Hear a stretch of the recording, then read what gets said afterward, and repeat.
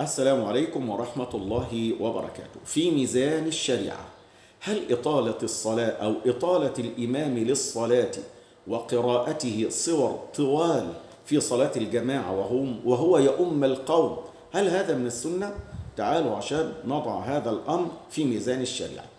إطالة الإمام في الصلاة ليست من السنة وليس من هدي النبي صلى الله عليه وسلم، لأن النبي صلى الله عليه وسلم قال: من أم منكم قوما فليخفف، فإن منهم المريض ومنهم ذا الحاجة ومنهم المسافر ومنهم وفيهم ضعاف، ولذلك على الإمام أن يخفف على قدر استطاعة أضعف واحد في الذين يؤمهم في الصلاة.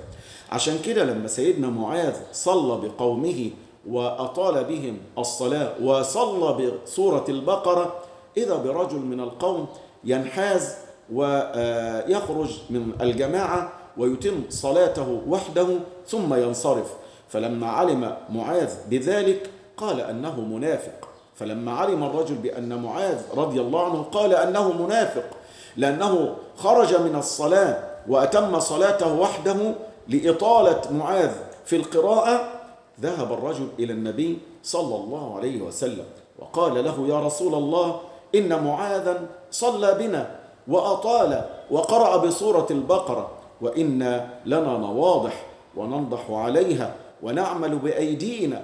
فأرسل النبي صلى الله عليه وسلم إلى معاذ وقال له: أفتان أنت يا معاذ؟